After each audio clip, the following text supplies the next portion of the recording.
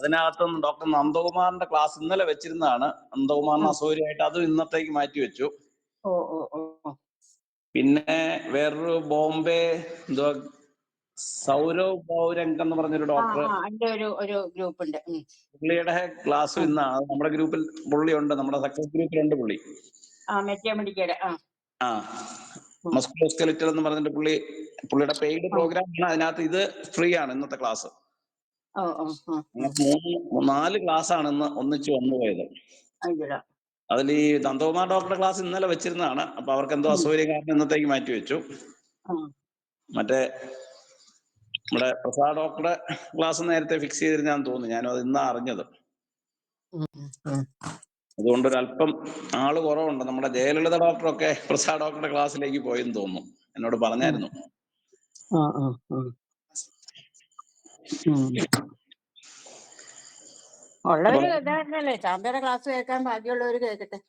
അതെ, അതാണ് എനിക്കും അതെ പറയാൻ.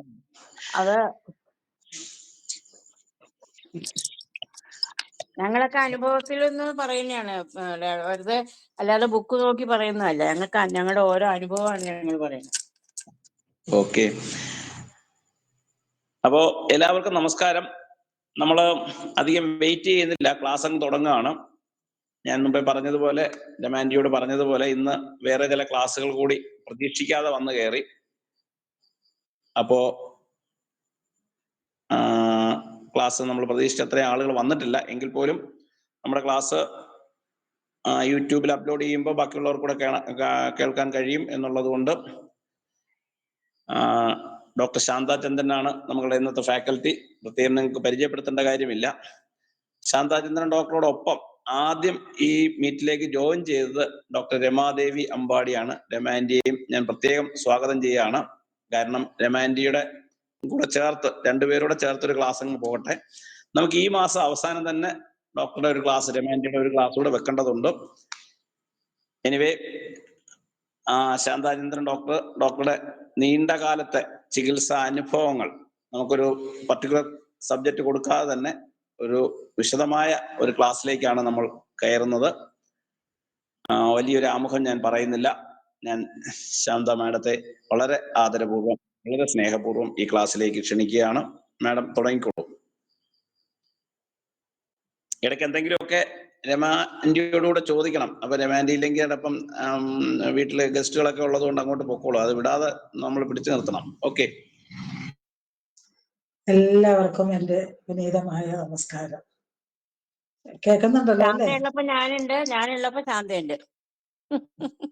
അതെ, അതുകൊണ്ട് എത്ര ബുദ്ധിമുട്ടാണെങ്കിലും ഞാൻ കേറും ശാന്ത ഉണ്ടെങ്കിൽ. ഇന്നിപ്പോ നമ്മുടെ ഈ ഫ്ലോറിലുള്ള എല്ലാ വിദഗ്ധരായിട്ടുള്ള, വളരെ ഏബിൾ ആയിട്ടുള്ള ഡോക്ടേഴ്സിന്റെ ഇടയിൽ ഞാൻ എൻ്റെ അനുഭവങ്ങൾ, എൻ്റെതായിട്ടുള്ള എൻ്റെയും അവളുടെ അനുഭവങ്ങൾ പങ്കുവെക്കുകയാണ്. ഞാൻ എന്ന് പറഞ്ഞ ഇന്നത്തെ ദിവസം അശോകൻ ഡോക്ടർ പറഞ്ഞ പോലെ ഹനുമാൻസ് ബർത്ത്ഡേയോടനുബന്ധിച്ചുള്ള ഒരു ക്ലാസ്സിലേക്ക് എന്നെ ക്ഷണിച്ചതിന് ഒരുപാട് നന്ദി. രമയും കൂടെ കയറിയപ്പോൾ ഒന്നും കൂടെ എനിക്ക് സന്തോഷമായി. ഇന്ന് നമ്മുടെ മാസ്റ്ററുടെ ബർത്ത്ഡേ എന്ന് പറഞ്ഞത് വളരെ ഗ്രാറ്റിറ്റ്യൂഡോട് കൂടിയിട്ട് ഓർക്കുന്ന ഒരു ദിവസമാണ് ഇന്ന്. അതിൻ്റെ കൂടെ തന്നെ പക്ഷെ ഈ ദിവസം തന്നെ എൻ്റെ പ്രിയപ്പെട്ട എൻ്റെ രമയ്ക്കുണ്ടായ ആ ഒരു ഇൻസിഡൻറ്റും കൂടെ ഓർക്കുമ്പോൾ അത് സന്തോഷവും സങ്കടവും കൂടെയുള്ള ഒരു കലർന്നൊരു ദിവസമായിട്ടാണ് ഞങ്ങളെ സംബന്ധിച്ചിടത്തോളം. അപ്പോൾ എന്തായാലും ഈ ഡിവൈൻ സിസ്റ്റത്തിൻ്റെ ഉപജ്ഞാതാവ് സാമുവൽ ഹനുമാനെ നമസ്കരിച്ചുകൊണ്ട് ആ പാദങ്ങളിൽ തൊഴുതുകൊണ്ട് ഞാൻ എൻ്റെ അനുഭവങ്ങൾ പറയാം. ഇതില് ഞാൻ പറയട്ടെ, ഞാനാണെങ്കിലും രമയാണെങ്കിലും ഞങ്ങള് സിംഗിൾ റെമഡി ഒന്നും അല്ല. സിംഗിൾ ഡോസ് ചിന്തിക്കുന്നവര് ദയവായി ക്ഷമിക്കുക. എനിക്ക് എൻ്റെതായിട്ടുള്ള രമയ്ക്കും ഞങ്ങൾക്കൊരു പൊതുവായിട്ട് ഞങ്ങൾക്ക് തോന്നുന്ന ഹോമിയോ മെഡിസിൻ മാത്രമേ ഞങ്ങൾ യൂസ് ചെയ്യുള്ളൂ. ഞാനും രമയാണെങ്കിലും ഹോമിയോപ്പതി വിട്ടൊരു കളിയില്ല. പറ്റാത്ത കേസാണെങ്കിൽ നമ്മൾ പറഞ്ഞയക്കും. പക്ഷെ ഹോമിയോപ്പതി മെഡിസിൻ തന്നെ കൂടുതൽ മെഡിസിൻസ് കൊടുക്കും. അപ്പൊ അത് ഇഷ്ടമുള്ളവർക്ക് അത് എടുക്കാം. എൻ്റെ അനുഭവങ്ങൾ പങ്കുവയ്ക്കാം. നമുക്കിപ്പോ ഈ ഇന്നത്തെ ചുറ്റുപാടില് എനിക്ക് തോന്നുന്നത് ഏറ്റവും കൂടുതൽ ഇമോഷണൽ ഡിസീസാണ് കൂടുതൽ വരുന്നത് അല്ലേ? Emotional nervousness, stress, anxiety, anchor. എനിക്ക് ഇന്നും ഒരു കേസ് വന്നിരുന്നു, ഒരു ആങ്കർ ടെമ്പർ ട്രാൻഡറുമായിട്ട് ഒരു കുട്ടി. അപ്പോൾ നമുക്ക് അതിൽ കൂടുതൽ ഈ ഫ്ലോറിലുള്ള ഡോക്ടേഴ്സൊക്കെ അങ്ങനത്തെ അതുപോലത്തെ കേസ് എടുക്കുന്നുണ്ടോ? കൂടുതൽ ശ്രദ്ധിക്കണമെന്ന് എനിക്കൊരു അപേക്ഷയുണ്ട്. കാരണം ഇന്നത്തെ ഡേ ടു ഡേ ലൈഫിൽ, ഇന്നത്തെ ലൈഫ് സ്റ്റൈലും കുട്ടികളുടെ ടീനേജ് കുട്ടികളുടെ സ്ട്രെസ്സും ഇതെല്ലാം വെച്ച് നോക്കുമ്പോൾ നമുക്ക് കൂടുതൽ അതിലും കൂടെ ശ്രദ്ധ ചെലുത്തേണ്ടതായിട്ടിരിക്കുന്നു. ഇപ്പൊ എനിക്ക് വന്ന ഒരു കേസ് ഞാൻ പറയാം. ഒരു അച്ഛനും അമ്മയും എഞ്ചിനീയേഴ്സാണ്, ഒരു ബ്രദറുണ്ട്, ഒരു സിസ്റ്ററും, എല്ലാവരും എഞ്ചിനീയേഴ്സാണ്. ലാസ്റ്റ് ഈ എൻ്റെ അടുത്ത് വന്ന കുട്ടിക്ക്, അവളും എഞ്ചിനീയർ, ഇപ്പൊ ഫൈനൽ ഇയർ പരീക്ഷയ്ക്ക് അറ്റൻഡ് ചെയ്തുകൊണ്ടിരിക്കുക. അപ്പോ ഇതുവരെ ക്ലാസ്സിൽ ഒന്നിലും തോറ്റിട്ടില്ലെന്നുള്ളതല്ല, എല്ലാം ഫസ്റ്റ് ഹോൾഡറാണ്, ഫസ്റ്റ്. അപ്പോൾ ഈ ലാസ്റ്റ് ഈ എക്സാം ആയപ്പോ ഇത് എനിക്ക് കിട്ടുമോ, എനിക്ക് ഒരു ഹയർ ഒരു ജോലി കിട്ടുമോ, ഇത് കാരണം ആൻസൈറ്റി കാരണം ഈ കുട്ടിക്ക് പിന്നെ പഠിക്കാൻ പറ്റുന്നില്ല. പാനിക് അറ്റാക്ക് വരുന്നു, കരയുന്നു, സങ്കടം, ദേഷ്യം, ഉറക്കമില്ല, അങ്ങനെയൊക്കെ ഒരു കണ്ടീഷൻ. അത് തന്നെയല്ല, സ്കൂള് തുടങ്ങി കോളേജിലും എല്ലാം പഠിക്കുന്ന കുട്ടികളായിട്ട് മാത്രം ആ കുട്ടിക്ക് കമ്പനിയുണ്ട്. പഠിക്കാത്ത, അവള് ചിന്തിക്കുന്നത് അവളുടെ ലെവലിലുള്ളവരോട് മാത്രമേ അവൾക്ക് കൂട്ടുകൂടാൻ പറ്റുള്ളൂ. ഇതിങ്ങനെയായി. ഇപ്പൊ പഠിക്കുന്ന ഹോസ്റ്റലിലാണ്. ഹോസ്റ്റലിൽ നിന്ന് ഇപ്പൊ എക്സാമിന്റെ ടൈം ആയപ്പോഴത്തേക്കും ഭയങ്കര ആൻസൈറ്റി, സങ്കടം, കരച്ചില്, പാനിക് അറ്റാക്ക് വന്ന് ഹോസ്പിറ്റലൈസ് ചെയ്തു. ഇവിടുന്ന് അച്ഛനും അമ്മയും കൂടെ പോകുന്നു ഹോസ്പിറ്റലില്. അപ്പോ അവര് പിന്നെ നമ്മൾ ഈ ട്രാങ്കുലൈസേഴ്സ് അല്ലേ, ആന്റി ഡിപ്രസന്റ് ഒക്കെ അല്ലേ അവര് കൊടുക്കുക. എന്തായാലും ആ കുട്ടി അത് കഴിക്കാൻ അവർക്ക് ഇഷ്ടമില്ല. അങ്ങനെ എന്നെ വീഡിയോ കോൾ ചെയ്ത് കരച്ചിലും ഒക്കെ ആയി പറഞ്ഞ്, ഞാനപ്പോ എൻ്റെ ഒരു ഫ്രണ്ട് ഉണ്ട് സൈക്കോളജിസ്റ്റ്, ആ സൈക്കോളജിസ്റ്റിനെ റെഫർ ചെയ്തു. സൈക്കോളജിസ്റ്റ് കൗൺസിൽ ചെയ്ത്, പിന്നെ ടിപ്പിക്കൽ പ്ലാറ്റിനി ആയിരുന്നു ആ കുട്ടി. കാരണം വേറെ അവളുടെ ലെവലിലുള്ള ആൾക്കാരുമായിട്ടുള്ള കണക്ഷൻസ് അല്ലാതെ വേറെ ആരുമായിട്ടും കണക്ഷൻ ഇല്ല. അവൾക്ക് ഇഷ്ടമില്ല, ഫ്രണ്ട്ഷിപ്പ് ആവാനൊന്നും ഇഷ്ടമില്ല. എനിക്കൊരു റിക്വസ്റ്റ് ഉണ്ട്, ഇത് ആരെങ്കിലുമൊക്കെ ഒന്ന് ഫേസ് കാണിച്ചാൽ എനിക്ക് പറയാൻ കുറച്ചും കൂടെ ഒരു എനർജി ഉണ്ടാവും തോന്നുന്നു, അല്ലേ ആശാ ഡോക്ടറെ? വീഡിയോ ഓൺ ചെയ്താലേ നമുക്ക് ഒന്നും കൂടെ ഫേസ് കാണിച്ചാൽ കൊള്ളാമെന്ന് എനിക്കൊരു അഭിപ്രായം. അപ്പൊ ഇത് ഇമോഷണൽ സിംറ്റംസ് വെച്ചിട്ടാണ് ഞാൻ പറഞ്ഞത്. അപ്പൊ അതാണ് ഞാൻ ഇമോഷണൽ ഡിസീസ് എന്ന് പറഞ്ഞതിന്റെ ഒരു കാര്യമാണ് ഞാൻ പറഞ്ഞത്. അപ്പോൾ ഇത് അങ്ങനെ ഒരു കുട്ടി, അതിന് പ്ലാറ്റിനം കൊണ്ട് ബെറ്ററായി. പക്ഷെ കൗൺസിലിങ്ങും സൈക്കോതെറാപ്പിയും അതിന്റെ കൂടെ തന്നെ നടക്കുന്നു. അപ്പൊ നമ്മളിപ്പോ വരുന്ന നമുക്ക് ഓരോ കേസ് എന്തൊരു ബ്യൂട്ടിഫുൾ ആണെന്ന് നോക്കിയാൽ ഹോമിയോപ്പതി. നമ്മൾ ഓരോ മെഡിസിനും ആ സൈക്കോളജിക്കൽ ലെവൽ, നമുക്കൊരു സൈക്കോളജിക്കലി പിന്നെ ഫിസിക്കലി നമ്മൾ അങ്ങനെയല്ലേ നമ്മുടെ കേസ് ടേക്കിങ്, നമ്മൾ കേസ് എടുത്ത് നമ്മൾ ട്രീറ്റ് ചെയ്യുന്നൊക്കെ അല്ലേ? അതെന്തൊരു മിറക്കിൾ ആണല്ലേ നമ്മുടെ സിസ്റ്റം. ഇത് എനിക്ക് ഇപ്പൊ ഉണ്ടായ അനുഭവമായി, എക്സാം ടൈമിൽ ഉണ്ടായ അനുഭവമാണ് ഞാനിപ്പോ പറഞ്ഞത്. പിന്നെ അതുപോലെ തന്നെ ഒരു 20 വയസ്സുള്ള ഒരു ആൺകുട്ടി, അവൻ IIT പഠിക്കുക, വെരി ബ്രില്യൻറ്റ്. അപ്പൊ ഇപ്പൊ എക്സാം ആയി കഴിഞ്ഞപ്പോ അവന് എന്തെന്നാ IIT കമ്പാരിസൺ, ഇത് അവനും ക്ലാസ്സിൽ മറ്റുള്ളവരായിട്ട് കമ്പാരിസൺ ആണ് കൂടുതൽ. അവന് അല്ല, ഇനി IIT പോകണം അവന്റെ ക്ലാസ് എക്സാം കഴിയുമ്പോഴത്തേക്കും. അപ്പൊ അതിന്റെ ഇനി IIT കിട്ടുമോ അവനൊരു പർട്ടിക്കുലർ കോളേജ് ഉണ്ട്, അവിടെ കിട്ടണമെങ്കിൽ ഇത്ര പെർസെന്റേജ് മാർക്ക് വേണം, അങ്ങനെയൊക്കെയുള്ള ടെൻഷനിൽ ഉറക്കമില്ല, പഠിച്ചത് മറന്നു പോകുന്നു, അത് ഡിപ്രഷനിലേക്ക് പോയി. പിന്നെ ആന്റി ഡിപ്രസന്റ് കഴിക്കാൻ തുടങ്ങി. അപ്പോൾ ടെമ്പർ ടാൻഡ്രമായി. ഭയങ്കര ബ്രില്യൻ്റ് ആയിട്ടുള്ള ഒരു കുട്ടിയാണ്. അപ്പൊ നമുക്ക് അത് പറഞ്ഞ പോലെ ആന്റി ഡിപ്രസന്റ് ഓൾറെഡി സ്റ്റാർട്ട് ചെയ്തു. പക്ഷെ അനാകാർഡിയം കൊണ്ട് അവന് ബെറ്ററായി, വളരെ ബെറ്ററായി. ഓർമ്മക്കുറവും ഒക്കെ പറഞ്ഞ് കുറച്ച് കൗൺസിലിങ്ങും ഒക്കെ കഴിഞ്ഞപ്പോഴത്തേക്ക് അവൻ ബെറ്ററായി. ഇനി ഞാൻ എൻ്റെ ഫീൽഡ് ഈ ഫീമെയിൽ കംപ്ലൈൻസ് ആണ്. അത് മാത്രമല്ല കേട്ടോ, ഇതൊക്കെ ഇപ്പൊ ഞാൻ പറഞ്ഞില്ലേ, എനിക്ക് എൻ്റെ ഒരു ഫ്രണ്ട് സൈക്കോളജിസ്റ്റ് ഉണ്ട്. അപ്പൊ ഞങ്ങള് തമ്മിലുള്ളതില് നമുക്കൊരു സൈക്യാട്രിയിലേക്ക് പോകാതിരിക്കാൻ വേണ്ടിയിട്ട് ആ ഡോക്ടർ എനിക്ക് റെഫർ ചെയ്യും. ഞങ്ങൾ രണ്ടുപേരും കൂടെ ഇങ്ങനെ ഇത് ചെയ്ത് നമ്മുടെ മെഡിസിൻസും ഹോമിയോപ്പതി മെഡിസിനും ബാച്ചിലർ റെമഡീസും എല്ലാം കൊടുത്ത് പറ്റുന്നവരെയൊക്കെ നമുക്ക് സഹായിക്കാനായിട്ട് പറ്റുന്നുണ്ട്. ഇനി ഞാൻ എൻ്റെ ഫീൽഡ്, എൻ്റെ മെയിൻ ഫീൽഡായ ഇൻഫെർട്ടിലിറ്റിയിലോട്ട് കിടക്കാം. അപ്പൊ നമ്മള് എൻ്റെ അടുക്ക 2023 വന്നൊരു കേസാണ്. ഞാൻ ആ കേസ് പറയുകയാണ്. ഇതില് വിരോധ ഇങ്ങനെ അഭിപ്രായങ്ങൾ ഉണ്ടാവും. പക്ഷെ ഞാൻ എന്താണ് ചെയ്യുന്നത്, ഞാൻ എന്താണ് കൊടുക്കുന്നത്, അതാണ് ഞാൻ പറയുന്നത് കേട്ടോ. അപ്പൊ ഒരു ഡൗട്ട് ചോദിച്ചോട്ടെ, ഈ അനാകാർഡിയം മെഡിസിൻ കൊടുത്തെന്ന് പറഞ്ഞില്ലേ, അപ്പൊ മാം അത് എത്ര പൊട്ടൻസിയാ കൊടുത്തത്, ഡോസ് കൊടുത്തത്, അതൊന്നും പറയാൻ പറ്റുമോ? അനാകാർഡിയം കൊടുത്തത് ഞാൻ ആദ്യം ടെന്നം തന്നെയാ കൊടുത്തത്. ഓക്കെ ഡോക്ടറെ. അനാകാർഡിയം ടെന്നം കൊടുത്തിട്ട് പിന്നെ ഈ മിമുലസും ഇതില്ലേ ബാച്ചിലർ റെമഡീസ്, മിമുലസ്, ലാർച്ച്, മിമുലസ്, റോക്രോസ്, ഇതെല്ലാം അതൊക്കെ ഇങ്ങനെ എത്ര എണ്ണം വേണമെങ്കിലും മിക്സ് ചെയ്യും. അപ്പൊ അതാ കൊടുത്തത്. Thank you doctor, thank you. Okay, welcome. അപ്പൊ ഒരു 2023 വന്നൊരു കേസ് ഞാൻ പറയാം. അത് ആ കുട്ടി ഒരു സെയിൽസ് ഗേളായിട്ട് ജോലി ചെയ്യുന്ന ഒരു കുട്ടിയാണ്. 29 വയസ്സുണ്ട്. അപ്പൊ അവള് ലവ് മാരേജ് ആയിരുന്നു. എൻ്റെ ഹസ്ബൻഡ് ഒരു ഇതില് കാറിന്റെ ഷോറൂമിൽ വർക്ക് ചെയ്യുന്നു. അപ്പോ ഈ കുട്ടിക്ക് പീരീഡ് 14 വയസ്സിലാണ് ഫസ്റ്റ് മെൻസസ് തുടങ്ങിയത്. അത് കഴിഞ്ഞിട്ട് പിന്നെ ഇറഗുലറാണ്. ചിലപ്പോൾ 3 മാസം, 4 മാസം, 5 മാസം അങ്ങനെയൊക്കെയാണ് അതിന്റെ പീരീഡ് വരുന്നത്. അത് 29 വയസ്സുള്ളപ്പോഴാണ് എൻ്റെ അടുക്ക വരുന്നത്, 2023. അപ്പൊ നല്ല സുന്ദരിയായ ഒരു കുട്ടി, വെരി ബ്യൂട്ടിഫുൾ, നല്ല ഫെയർ, നല്ല വെളുത്ത് സുന്ദരിയായ കുട്ടി. പക്ഷെ അവളുടെ കഴുത്തങ്ങ് ഭയങ്കര കറുത്തിരിക്കുക. ഈ കഴുത്തിന്റെ ഇത്ര വശം കറുപ്പ്, മൂക്കിന്റെ ഇവിടെ കറുപ്പ്, ചെവിയുടെ ഇവിടെ കറുപ്പ്, ഹിർസൂട്ടിസം ഭയങ്കരമായിട്ട് ഇവിടെ എല്ലാം അങ്ങ് ഹെയർ അങ്ങ് ഗ്രോത്ത്.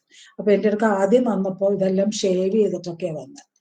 അപ്പൊ ഞാൻ പിന്നെ ചോദിച്ചപ്പോഴാണ്, ഞാൻ ഷേവ് ചെയ്യാതെ കുറച്ച് ദിവസം ഇത് ഹെയർ ഒന്നും കളയാതെ എൻ്റെ അടുക്ക വരാൻ പറഞ്ഞിട്ടാണ് ഞാനിത് കണ്ടത്. കാരണം സിവിയർ, നമുക്ക് ഇവിടെയൊക്കെ ഇങ്ങനെ പിടിച്ചു നോക്കുമ്പോൾ അറിയാം അത്ര ഒരു ഇതായിട്ടുള്ള കുട്ടിയാണ്. ഇത് കല്യാണം കഴിഞ്ഞ് 22 വയസ്സിൽ കല്യാണം കഴിഞ്ഞ് 7 വർഷമായി. കുട്ടികളില്ല എന്നുള്ളതല്ല, പീരീഡ് ഇല്ല, അതിന് പീരീഡേ വരുന്നില്ല. അപ്പോ ഈ എൻ്റെ അടുക്ക 2/9/23 വന്നപ്പോ അതിനൊരു 6 മാസം മുമ്പാണ് അതിന് പീരീഡ് വന്നത്. 6 മാസം മുമ്പേ അതൊരു 6 മാസം തന്നെ നോവിലോൺ എന്ന് പറഞ്ഞിട്ടുള്ള ടാബ്ലറ്റ് കഴിച്ചിട്ട്, ആ ടാബ്ലറ്റ് കഴിക്കും പീരീഡ് വരും, ടാബ്ലറ്റ് കഴിക്കും പീരീഡ് വരും. അപ്പോൾ 6 മന്ത്സ്, 6 മാസം മുമ്പ് ടാബ്ലറ്റ് നിർത്തിയിട്ട് ആണ് എൻ്റെ അടുക്ക വരുന്നത്. അപ്പൊ 6 മാസമായി. അപ്പൊ എൻ്റെ അടുക്ക അന്ന് പറയുന്നത്, കുട്ടികൾ ഉണ്ടാവണമെന്നൊന്നുമല്ല പറഞ്ഞത്. എൻ്റെ അടുക്ക പറഞ്ഞത്, എൻ്റെ മെൻസസ് ഒന്ന് കറക്റ്റ് ആക്കി തരാമോ, എൻ്റെ ഈ ഹെയർ ഗ്രോത്ത് ഒന്ന് കറക്റ്റ് ചെയ്ത് തരാമോ ചോദിച്ചത്. അപ്പൊ ഞാൻ ചോദിച്ചു, അത് മാത്രം മതിയോ, ഒരു കുട്ടി ഉണ്ടാവണമെന്ന് ആഗ്രഹം ഉണ്ടോന്ന് ചോദിച്ചു.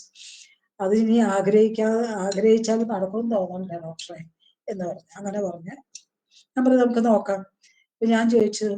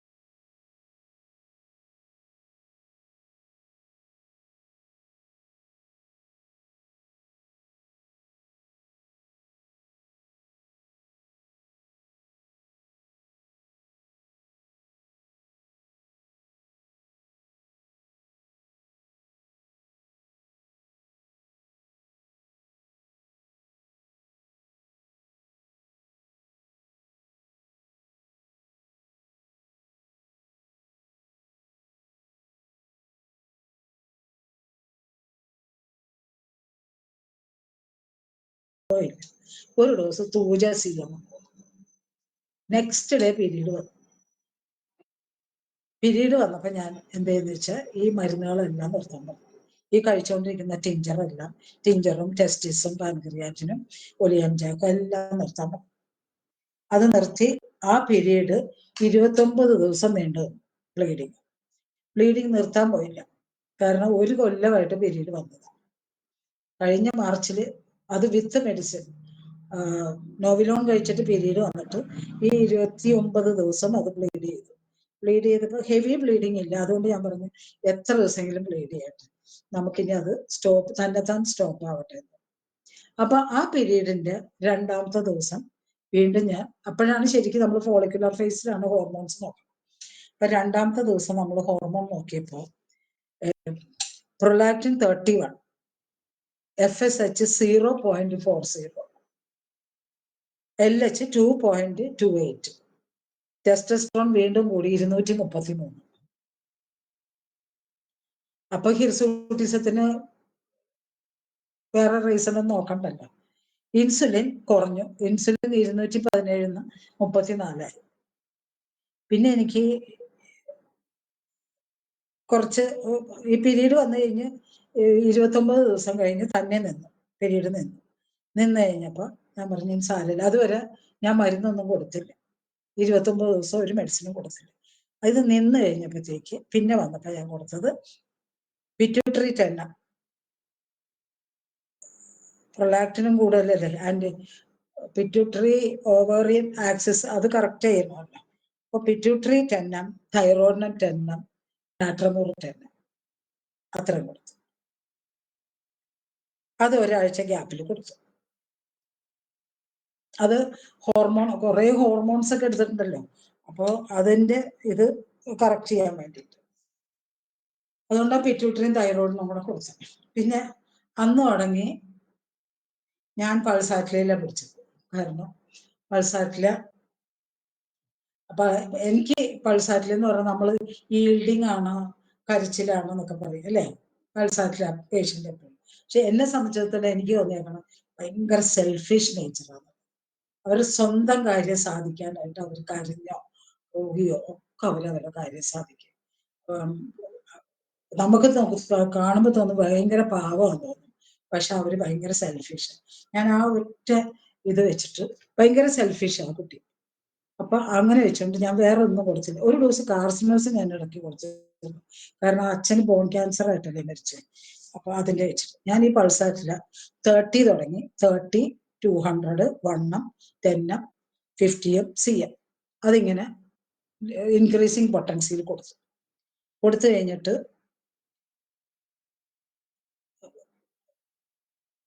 ലെസിത്തിനും ഒലിയം ജാക്കും കൂടെ കൊടുക്കണ്ട കേട്ടോ. ലെസിത്തിൻ, ഒലിയം ജാക്ക്, ടെസ്റ്റിസ് എന്ന് വെച്ചാൽ ഈ ഹിർസൂട്ടിസം ഉണ്ടല്ലോ, അതിനാണ് ഒലിയം ജാക്കും ഒക്കെ ഓവലേഷൻ ഉണ്ടാവാൻ നല്ലത്. ഇത് കൊടുത്തു കഴിഞ്ഞിട്ട് അടുത്ത പീരീഡ് 1/5 വന്നു. 1/5 എന്ന് വെച്ചാൽ 3/3 വന്നിട്ട് 4/5, 2 മാസം കഴിഞ്ഞപ്പോൾ പീരീഡ് വന്നു. അത് കറക്റ്റ് 3 ദിവസം പീരീഡ് ഉണ്ടായുള്ളൂ. അപ്പൊ ഹാപ്പി. അപ്പോഴത്തേക്കും ഈ ഹെയർ ഗ്രോത്ത് ഒക്കെ ഇങ്ങനെ കുറച്ച് രോമമൊക്കെ ഇങ്ങനെ പൊഴിഞ്ഞു തുടങ്ങി. ഹെയർ ഗ്രോത്തിന്റെ ഇന്റൻസിറ്റി കുറഞ്ഞു. നമ്മളിങ്ങനെ ഷേവ് ഒക്കെ ചെയ്യുന്നതിന്റെ ഇന്റൻസിറ്റി കുറഞ്ഞു, നല്ലപോലെ കുറഞ്ഞിട്ട് പിന്നെ പീരീഡ് ആയില്ല. ഇത് കഴിഞ്ഞിട്ട് പിന്നെ ഞാൻ ഇങ്ങനെ ഈ പൾസായിട്ടുള്ള CM വരെ കൊടുത്തു. 30, 200, 1, അതും സ്ഥിരമായിട്ട്. പിന്നെ ലെസിത്തിനും ഒലിയം ജാക്കും ടെസ്റ്റിസും കൊടുത്തിട്ടുണ്ട്. വീണ്ടും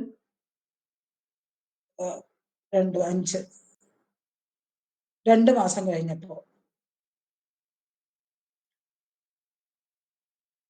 എൻ്റെ അടുക്ക 19/5/24. അപ്പൊ 2 മാസം കഴിഞ്ഞപ്പോഴത്തേക്ക് 2-3 മാസം കഴിഞ്ഞ്, അല്ല 4 മാസം കഴിഞ്ഞു. 1/5 പീരീഡ് വന്നിട്ട് 4 മാസം കഴിഞ്ഞു. 4 മാസം കഴിഞ്ഞിട്ട് 17/9 ഞാൻ എൻ്റെ അടുക്ക പറഞ്ഞു പീരീഡും വരുന്നില്ല. പക്ഷെ ഇതുവരെ പീരീഡ് വരാതിരിക്കുമ്പോ എനിക്ക് ഒരു ബുദ്ധിമുട്ടും ഉണ്ടായിരുന്നില്ല. എനിക്ക് ആപ്പിറ്റൈറ്റോ ഒന്നിനും ഒരു ബുദ്ധിമുട്ടുണ്ടായിരുന്നില്ല. പക്ഷെ ഇപ്പൊ ഈ 4 മാസം പീരീഡ് വരാതിരുന്നപ്പോഴത്തേക്ക് എനിക്ക് ഭയങ്കര ക്ഷീണവും തളർച്ചയൊക്കെ ഉണ്ട്. ഡോക്ടറെ എന്താ ചെയ്യുക? അപ്പൊ ടെസ്റ്റ് ചെയ്ത് അപ്പൊ എനിക്ക് പിന്നെ ഗോസിപ്പിയം കൊടുക്കാൻ പേടി.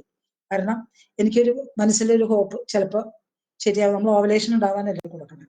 അങ്ങനെ 17/9 പോയിട്ട് എന്ന് വെച്ചാൽ 1/5 പീരീഡായി 17/9 17/9/24 പോയിട്ട് ഒന്ന് സ്കാൻ ചെയ്യാൻ പറ്റും. അൾട്രാസൗണ്ട് ചെയ്തിട്ട് വരിക. അപ്പൊ നമുക്കെന്ന് വെച്ചാൽ എൻഡോമെട്രി ഒക്കെ കുറവായിരിക്കും, പ്രൊജസ്ട്രോൺ ഒക്കെ. ഇത് ടെസ്റ്റോസ്റ്ററോൺ ഇത്ര കൂടി നിൽക്കുകയല്ലേ, LH കുറവ്, FSH കുറവ്. 17/9 പോയി സ്കാൻ ചെയ്തപ്പോൾ 13 week 13 week 2 days pregnancy with heart beat.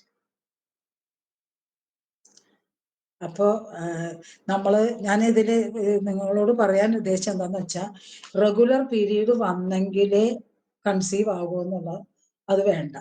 നമുക്കൊരു നല്ല ഓവലേഷൻ വരണം, ഒരു നല്ല സ്പേം ഉണ്ടെങ്കിൽ കൺസീവ് ആകും.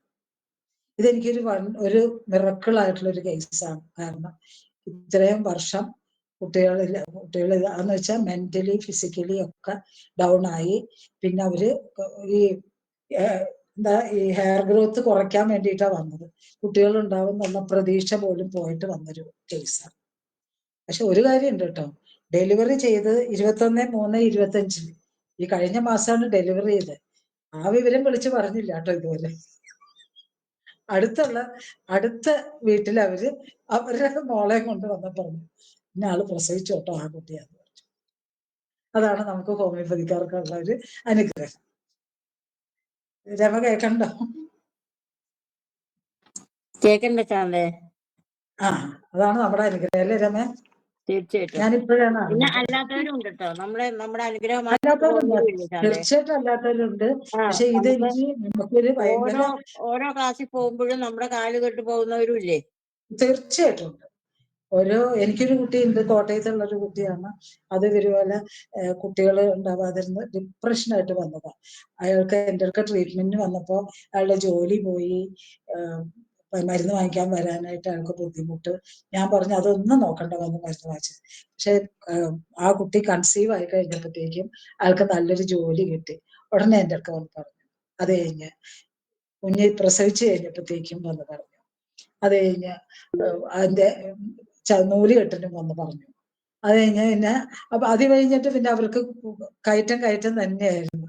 അത് കഴിഞ്ഞ് കോട്ടയത്ത് ഒരു സ്ഥലം വാങ്ങിച്ചു, വീട് വെച്ചു. വീട് വെച്ചിന്റെ പാല് കാച്ചിന് വന്ന് പറഞ്ഞു. അതിന് ആ കുട്ടിയുടെ ഉപനയനത്തിന് വന്ന് പറഞ്ഞു. ഇപ്പൊ അവര് പുതിയ കാർ എടുത്തു. ആ വണ്ടിയായിട്ട് എൻ്റെ അടുത്ത് വന്നു. മൂകാംബിക പോവാണ് എന്ന് പറഞ്ഞു. പിന്നെ അത് കഴിഞ്ഞ് വന്നപ്പോ ആ മോൻ ചോദിക്കുക, എന്റെ റൂമിൽ കയറിയിട്ട് ചോദിക്കുക, ആന്റി ഇതിലേത് മരുന്ന് കഴിച്ചിട്ടാണ് ഞാൻ ഉണ്ടായെന്നൊന്ന് പറയാമോ? ഇപ്പൊ ഡോക്ടറല്ല, പിന്നെ ആന്റി ഈ കുറേ മരുന്നിരിക്കണ്ടല്ലോ, ഇതിലേത് മരുന്ന് കഴിച്ചിട്ടാണ് ഞാൻ ഉണ്ടായെന്ന്. അങ്ങനെയുള്ളവരുണ്ട്. അത് നമ്മുടെ ഒരു സന്തോഷം. ഇതാണ് എൻ്റെ ഒരു കേസ്. ഇപ്പൊ പൾസാറ്റിലെ തൂജയുമാണ് അവിടെ വർക്ക് ചെയ്തതെന്ന് എനിക്ക് തോന്നുന്നു അല്ലേ? തൂജ കൊടുത്തു കഴിഞ്ഞപ്പോ ഒന്നും സംസാരിക്കാത്തവർക്ക് നമ്മൾ തൂജ പറയില്ലേ?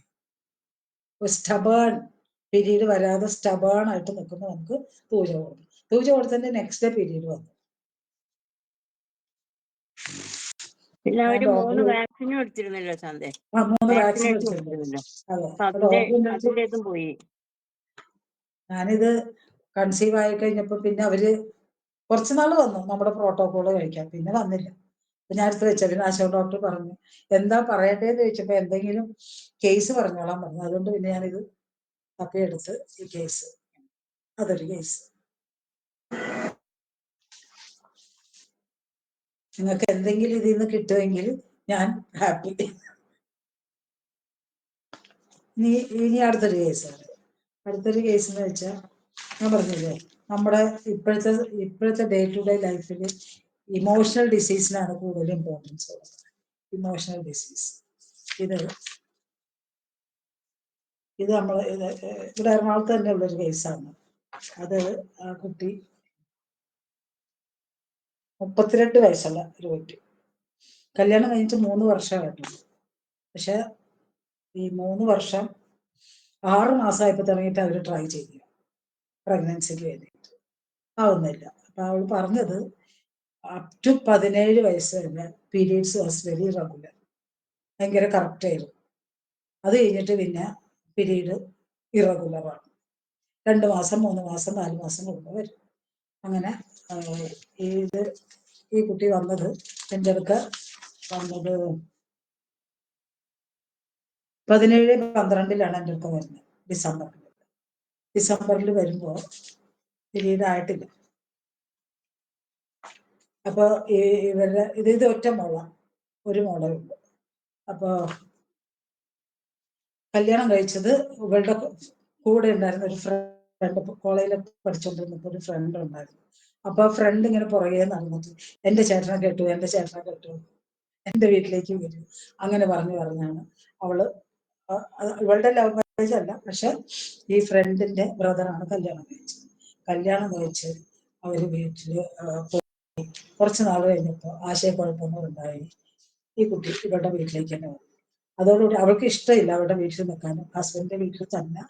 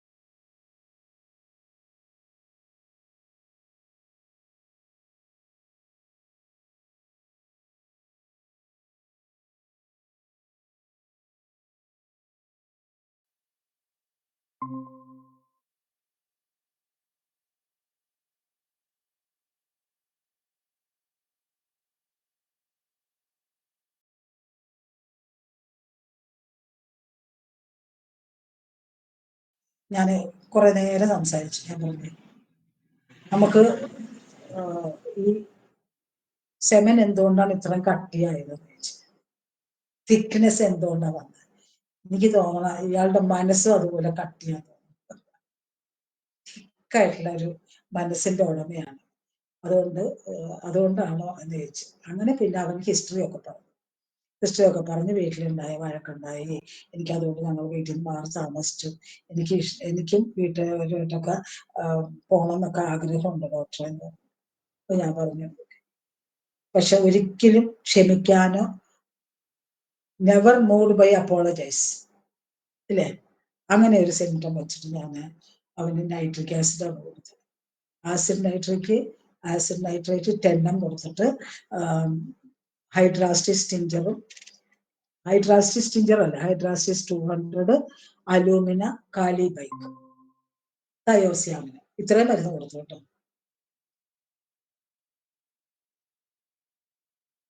എന്നിട്ട് ഞാൻ പറഞ്ഞു, മക്കളെ നമുക്കൊരു സ്വന്തം പേരൻസ് അല്ലേ, അവരുടെ അനുഗ്രഹം വേണം. അതുകൊണ്ട് നീ ഇന്ന് പോയി ഇന്നോ നാളെയോ മനസ്സുകൊണ്ട് ഒന്ന് ഒരുങ്ങി നിന്റെ അച്ഛമ്മയുടെ അടുക്ക പോവുക, അച്ഛൻ്റെ അടുക്ക പോവുക, അവരുടെ അടുക്ക പോയി ജസ്റ്റ് അവിടെ വരെ ഒന്ന് പോയി മോൻ വന്നു കഴിയുമ്പോഴത്തേക്ക് നെക്സ്റ്റ് മന്ത് നിങ്ങളെ ശരിയാവുന്നു, ഉറപ്പായിട്ട് ശരിയാവുന്നു. എന്തോ ഞാൻ വെറുതെ പറഞ്ഞാണ് അങ്ങനെ ഉറപ്പ്. നമുക്ക് അങ്ങനെ പറയണമല്ലോ പേഷ്യന്റിന്റെ അടുക്ക, ഉറപ്പായിട്ട് ശരിയാവും. അപ്പൊ ഒരു മനസ്സിൽ കിടന്നൊരു ടഗ് ഓഫ് വാർ, ഈഗോ അവിടെ ചെന്ന് സോറി പറയാൻ. അപ്പൊ ആ പെൺകുട്ടി പറഞ്ഞു, ഡോക്ടറെ എങ്ങനെയെങ്കിലും ഒന്ന് എല്ലാവരുമായിട്ടൊന്ന് സൗഹൃദമായാൽ മതിയായിരുന്നു, വീട്ടിൽ പോയാൽ മതിയായിരുന്നു. എനിക്കും ആ ടെൻഷനാണ് എനിക്ക് ഈ പിരീഡൊക്കെ വരാത്തത്. അത് കഴിഞ്ഞ് ഏതാണ്ട് ഒരു 10-15 ദിവസം കഴിഞ്ഞപ്പോഴത്തേക്കും എല്ലാ കുട്ടി വിളിച്ചു പറഞ്ഞു, ഡോക്ടറെ ചേട്ടന്റെ മനസ്സ് മാറി, ഞങ്ങൾ അവിടെ വരെ പോയി. അച്ഛന്റെ വീട്ടിൽ പോയില്ല, അച്ഛമ്മ താമസിക്കുന്ന സ്ഥലത്ത് പോയി. അച്ഛമ്മയെ ചെന്ന് കണ്ടു, അച്ഛമ്മയുടെ അടുത്ത് സംസാരിച്ചു. അച്ഛമ്മയ്ക്ക് ഭയങ്കര സന്തോഷമായി, അച്ഛമ്മ കരയാൻ തുടങ്ങി. എനിക്ക് അതിനേക്കാളും സന്തോഷമായി. അപ്പൊ അച്ഛൻ അതിലേ കൂടി വന്നു, വീട്ടിൽ വന്നിട്ട് അച്ഛൻ ഒന്നിങ്ങനെ നോക്കിയിട്ട് പോയി. രണ്ടുപേരും ഒന്ന് നോക്കി, ഒന്ന് സംസാരിച്ചു. ഞാൻ പറയും ഇനി മോളെ ശരിയായിക്കോളും. ആ ഒറ്റ ഇൻസിഡന്റിൽ ആ കുട്ടിക്ക് നെക്സ്റ്റ് പീരീഡ് വന്നു, കറക്റ്റ് ആയിട്ട് പീരീഡ് വന്നു. അവൾക്ക് ആ മൈൻഡ് റിലീസ് ആയി. ഓഫ് കോഴ്സ് പൾസാറ്റിലാട്ടോ, പൾസാറ്റിലേയും കൂടെ ഉണ്ട്. എന്നിട്ട് പിന്നെ ഒന്ന് 7 ഒന്നും നോക്കേണ്ടി വന്നില്ല. ഇപ്പൊ ആ കുട്ടി കൺസീവ് ആയി. അത് ഭയങ്കര സന്തോഷം, ഒരു കുടുംബ വഴക്ക് തീർക്കാൻ പറ്റും. അപ്പൊ നമുക്ക് ഇമോഷണൽ ഡിസീസ് എന്ന് പറഞ്ഞാൽ വളരെ കറക്റ്റ് അല്ലേ. ഇമോഷൻസ് നമ്മളെ ഒത്തിരി നമ്മളുടെ ഇതുണ്ടാക്കും, എന്താ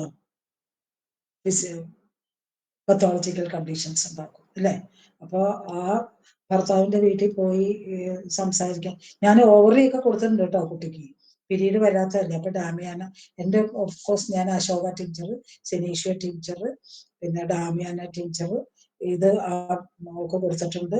പിന്നെ ഗോസിപ്പി ഒന്നും കൊടുത്തില്ല, കാരണം ഈ മനസ്സിലെ സ്ട്രെസ് മാറുമ്പോൾ ആ കുട്ടികൾ ശരിയാകുമെന്ന് എനിക്കൊരു തോന്നലുണ്ടായിരുന്നു. പിന്നെ ആ കുട്ടിക്കാണെങ്കിൽ ട്രിബുളസ് ആണ് കൂടുതലായിട്ട് കൊടുത്തത്.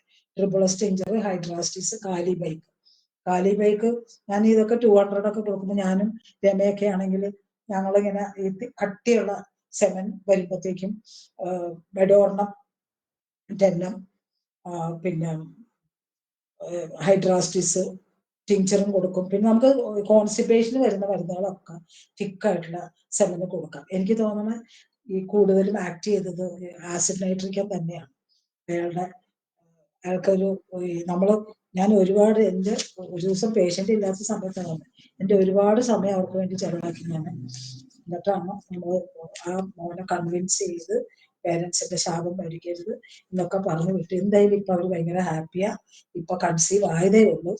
പിന്നെ BTICG നോക്കി, രണ്ടും ആദ്യം നോക്കി പോസിറ്റീവ്, പിന്നെ 48 hours കഴിഞ്ഞ് നോക്കി അതും പോസിറ്റീവായി. ഞാനിനി അത് അൾട്രാസൗണ്ടിനൊക്കെ എഴുതി കൊടുത്തിട്ടുണ്ട്. അത് സ്ട്രോങ് പോസിറ്റീവ് ആയില്ല. ഈ മാസത്തെ കേസാണ്. അത് എനിക്ക് ഭയങ്കര സന്തോഷം. അത് വന്നല്ലേ നമുക്ക് IVF ചെയ്യണമെന്ന് പറഞ്ഞൊരു കേസ്, IVF നമ്മൾ കറക്റ്റ് ചെയ്തപ്പോൾ വളരെ ഹാപ്പി.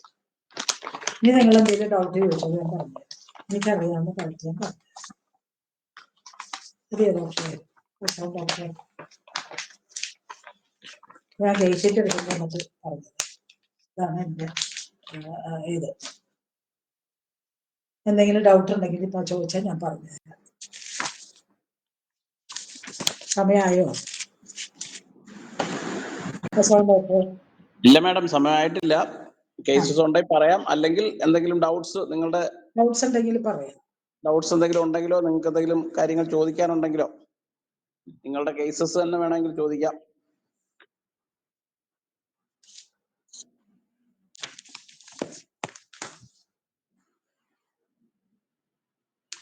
രമ പോയോ? ഉണ്ട്.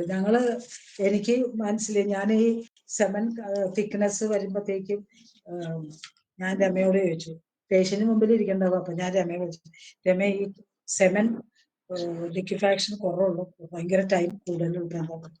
അപ്പൊ രമ എൻ്റെ അടുത്ത് ഒരു ദിവസം പറഞ്ഞു, അതെ ഒരു മെഡോർണന്റ് എണ്ണ ഹൈഡ്രാസ്റ്റിസ് എവിടെ കിട്ടി? അത് എൻ്റെ ഒരു ഫ്രണ്ട് പറഞ്ഞു.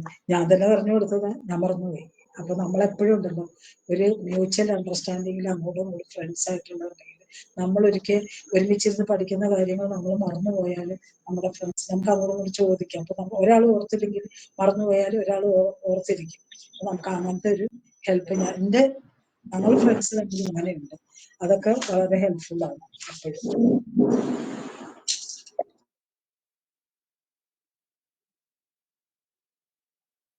ഇത് പൾസാറ്റിലെയും ആസിഡ് നൈട്രേറ്റ് വന്നത്.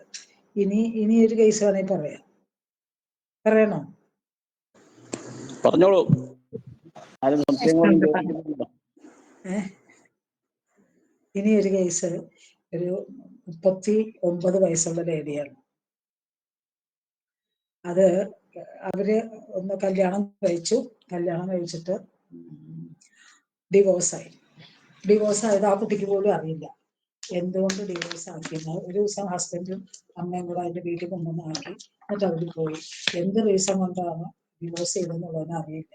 അപ്പൊ അത് കഴിഞ്ഞിട്ട് ആ കുട്ടി പഠിച്ചു കഴിഞ്ഞ് ഞാൻ ആ കേസിൽ കൊടുക്കും. പഠിച്ചു കഴിഞ്ഞ് അതിന് ജോലി കിട്ടി. പിന്നെ അത് കുറെ നാള് ബാംഗ്ലൂർ ജോലിയായിരുന്നു. അപ്പൊ ജോലി കഴിഞ്ഞ് പിന്നെ അതിന്റെ ഇളയ സിസ്റ്ററും ബ്രദറും ഒക്കെ ഉണ്ട്. അപ്പൊ അവരുടെ ഒക്കെ കല്യാണം വേണമല്ലോ. അപ്പൊ ഇതിന് 8 വർഷം കഴിഞ്ഞിട്ട് വേറൊരു കല്യാണം വന്നു. അത് കല്യാണം കഴിച്ചു. അപ്പൊ ഇതിന് ഇപ്പൊ 39 വയസ്സായി. രണ്ടാമത് കല്യാണം കഴിച്ചിട്ട് 6 വർഷമായിട്ട് കുട്ടികളില്ല, ആവുന്നേ ഇല്ല, കൺസീവ് ആകുന്നേ ഇല്ല. അങ്ങനെ അത് ഇവിടെ അമൃതയിൽ പോയി. ലാസ്റ്റ് ഓപ്ഷൻ IVF ആണ് പറഞ്ഞത്. പറഞ്ഞെങ്കിൽ IVF-ന് അവർ പോയി. IVF-ന് പോയപ്പോൾ ക്വാളിറ്റി എഗ് ഇല്ല. അതുകൊണ്ട് ഡോണർ എഗ് വെച്ചിട്ട് ചെയ്യാൻ പറ്റുള്ളൂ. അപ്പൊ അതിന്റെ ഡോണർ എഗ് ഇങ്ങനെ IVF-ന് പോകുമ്പോഴത്തേക്ക് അതിനൊരു ഇതുണ്ടത്ര, ഒരു 17 വയസ്സുള്ള കുട്ടിയുടെ എഗ് ആണെങ്കിൽ ഇത്ര രൂപ, 20 വയസ്സുള്ള എഗ് ആണെങ്കിൽ ഇത്ര രൂപ, 30 വയസ്സുള്ള എഗ് ആണെങ്കിൽ ഇത്ര രൂപ എന്നുള്ളത്. അപ്പൊ ആ ഒരു പൈസ താങ്ങാനുള്ള ഇതില്ലാത്തതുകൊണ്ട് അത് എൻ്റെ അടുത്ത് വന്നു.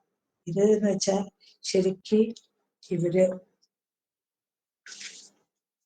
ഭയങ്കര ടെമ്പർ ടാൻട്രം ഉള്ള ഒരു ലേഡിയാണ്. കാരണം ഈ പീരീഡ് വരുമ്പോഴത്തേക്കും, പീരീഡ് വരുന്നതിന് തൊട്ട് മുമ്പായിട്ട് ഭയങ്കര വഴക്കെന്ന് വെച്ചാൽ നമുക്ക് ചിന്തിക്കാൻ പറ്റില്ല, അതുപോലെ ഭയങ്കര വഴക്കം. ഇതിന്റെ ഹസ്ബൻഡും ഹസ്ബൻഡിന്റെ അമ്മയും മാത്രമേ ഉള്ളൂ. ഈ അമ്മയാണെങ്കിൽ ഒരു ആർട്ടിഫിലിയും പോലെയാണ്, ആരുടെ കാര്യത്തിൽ ഇടപെടില്ല. അവർ ഭയങ്കര സെൽഫിഷ്, അവരുടെ കാര്യം മാത്രം അങ്ങനെ നോക്കുന്നത്. ഈ സ്ത്രീക്കാണെങ്കിൽ, ഈ പെൺകുട്ടിക്കാണെങ്കിൽ ടെമ്പർ ടാൻട്രം എന്ന് വെച്ചാൽ നമുക്ക് ചിന്തിക്കാൻ പറ്റും. എൻ്റെ അടുക്ക ഒരു ദിവസം ക്ലിനിക്കിലേക്ക് ഇങ്ങോട്ട് വന്നു കഴിഞ്ഞപ്പോഴത്തേക്കും രണ്ടുപേരും കൂടെ വഴക്കിട്ടു. എന്നിട്ട് സിഗ്നലിന്റെ അവിടെ ആയപ്പോഴത്തേക്കും വണ്ടി ഒന്ന് സ്ലോ ആക്കിയപ്പോഴത്തേക്കും വേഗം അതിൽ നിന്ന് ചാടി റോഡിലേക്ക് ഇറങ്ങി നിന്നു. എന്നിട്ട് അയാൾ തനിച്ച് വണ്ടിയിൽ ഇങ്ങോട്ട് വന്നു. പിന്നെ കരഞ്ഞ് അത് പുറകെ വരണം. അപ്പൊ അത്രയും ടെമ്പർ ടാൻട്രം ലേഡി. എനിക്ക് എന്ത് കൊടുക്കണമെന്നുള്ളതായിരുന്നു അവര് വന്നപ്പോ. ഞാൻ ആദ്യം തന്നെ അവർക്ക് ക്യാമോമിലിയാണ് കൊടുത്തത് കേട്ടോ. ഇത് കഴിഞ്ഞ ഇവര് ക്യാമോമിലിയാണ് ഞാൻ സ്റ്റാർട്ട് ചെയ്തത്. അത് കഴിഞ്ഞ് പിന്നെയാണ് നമ്മൾ ഹിസ്റ്ററി ഒക്കെ നോക്കി അവരുടെ ഇങ്ങനെ ഒരു ഇത് വന്നു കഴിഞ്ഞപ്പോ ഒരു ഡിവോഴ്സിന്റെ ഒരു പ്രോബ്ലം ഉണ്ടല്ലോ. പക്ഷെ അവരിപ്പോഴും ആ ഹസ്ബൻഡിനെ അവർക്ക് ഭയങ്കര ഇഷ്ടമായിരുന്നു. അപ്പൊ എന്തുകൊണ്ട് എന്നെ ഉപേക്ഷിച്ചു, എനിക്കത് താങ്ങാൻ പറ്റില്ല ഡോക്ടറെ എന്നാണ് അവർ പറയുന്നത്. എനിക്ക് താങ്ങാൻ പറ്റില്ല, ചിന്തിക്കൽ ഇത്ര 8 വർഷമായെങ്കിലും എനിക്കത് താങ്ങാൻ പറ്റില്ല എന്ന് പറയുന്നത്. ഇവര് പിന്നെ ആ ഉള്ളില് ആ ദുഃഖം അവരിങ്ങനെ വെച്ചോണ്ട് നടക്കുമല്ലേ. അപ്പൊ പീരീഡ് കറക്റ്റാണ്, പക്ഷെ പീരീഡിന്റെ ബ്ലീഡിങ് ഇങ്ങനെ ഒരു ഫെദർ പോലെ കുറച്ച് ഒരു പാഡിലൊക്കെ കഷ്ടി ഇങ്ങനെ ആവുള്ളൂ. അപ്പൊ ഏജും ആയല്ലോ. ഞാൻ അവർക്ക് കൊടുത്തത് ആദ്യം ഞാൻ ക്യാമോമില കൊടുത്തു. അത് കഴിഞ്ഞിട്ട് പിന്നെ കൊടുത്തത് സ്റ്റാഫിസാഗിരിയാണ് കൊടുത്തത്. സ്റ്റാഫിസാഗിരിയ ഒരു 200 ഉണങ്ങി 50 വരെ കൊടുത്തു. എന്നിട്ട് നമ്മൾ ഇപ്പൊ സ്കാൻറ്റി മെൻസസ് എന്ന് വെച്ചിട്ട് സെനീഷ്യോ ടിഞ്ചർ, യൂഫ്രേഷ്യ ഇതൊക്കെയാ കൊടുത്തത് കേട്ടോ.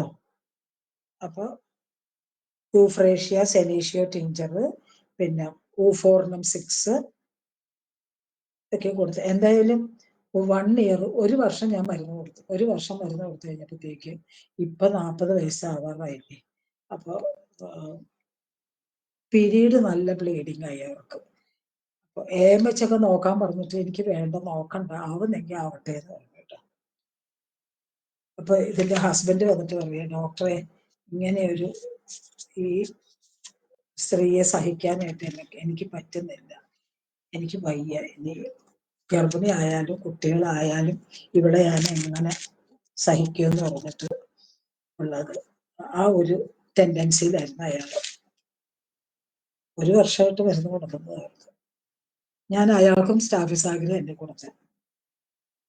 പിന്നെ ഞാൻ 2 പേരെ എടുത്ത് കൗൺസിലിങ് നമ്മുടെ ഈ ടെമ്പർ ടാൻഡ്രമൊക്കെ മാറുന്നു. അങ്ങനെ ഹസ്ബൻഡിനോട് പറഞ്ഞു, ഒരു ചൂടുവെള്ളത്തിൽ വീണ പൂച്ചയാണ് ആ കുട്ടി. അത് ഇങ്ങനെ കിടന്ന് വെള്ളം വെക്കുന്നത്, ഹസ്ബൻഡിനെ വിടാതെ വെക്കുന്നു. ഇനി ഇയാളും എന്നെ ഉപേക്ഷിക്കൂ എന്നാൽ ഞാൻ എന്ത് ചെയ്യും? ആ ഒരു ഫിയർ ആണുള്ളത്. അപ്പൊ ഞാൻ പറഞ്ഞു, ചൂടുവെള്ളത്തിൽ വീണ പൂച്ചയാണ് പറഞ്ഞത്. അപ്പൊ പൂച്ച, ചൂടുവെള്ളത്തിൽ വീണ പൂച്ച പച്ചവെള്ളം കാണുമ്പോൾ പേടിക്കില്ല. അതുപോലത്തെ ഒരു കണ്ടീഷനിലാണ് ആ കുട്ടി നിൽക്കുന്നത്. അതുകൊണ്ട് കുറച്ച് ദയ കാണിക്കുക. അതിന്റെ വീട്ടിൽ പോകാൻ അതിന് പേടിയാ. വീട്ടിൽ പോയാൽ ആദ്യത്തെ ഹസ്ബൻഡ് ചെയ്ത പോലെ എന്നെ ചെയ്യുമെന്നുള്ള ആ ഫിയറാണ് അതിനുള്ളത്. അപ്പൊ അത് ഇങ്ങനെ നമ്മൾ ദയാകാംക്ഷി എന്ന് പറയില്ലേ, പൾസാറ്റില് ദയ യാചിക്കുകയാണ്. അപ്പോ അതിന് ഞാൻ കൊടുത്തത് ലാസ്റ്റ് ഇപ്പൊ കൊടുത്തത് പൾസാറ്റില് തന്നെയാണ്. പൾസാറ്റില് 30 തുടങ്ങി CM വരെ കൊടുത്തു കഴിഞ്ഞപ്പോഴത്തേക്ക് ഇപ്പൊ അത് കൺസീവ് ആയി 5 മാസമായി ഗർഭിണിയായിട്ട്. പക്ഷെ വളരെ ബെറ്ററായി. ഞാൻ ചുമ്മാതെ ഞാൻ പറയും, ഈ ഹസ്ബൻഡിനോട് പറയും, നീ വെറുതെ പറ ഹസ്ബൻഡിന്റെ ഈ ഡെലിവറിക്ക് അതിന്റെ വീട്ടിൽ പോകണം. ഞാൻ അതിന്റെ ഹസ്ബൻഡ് മാത്രം വന്നപ്പോൾ ഞാനൊരു ദിവസം പറഞ്ഞു, മോനെ ഒന്ന് ചുമ്മാതെ നീ എന്ത് ദേഷ്യം മറച്ചു വെച്ചിട്ട് നീ പറയും, നിന്നോടുള്ള ഓവർ കൺസേൺ കൊണ്ട്, ഓവർ സ്നേഹം കൊണ്ടാണ് ആ കുട്ടി ഇങ്ങനെ കാണിക്കുന്നത്.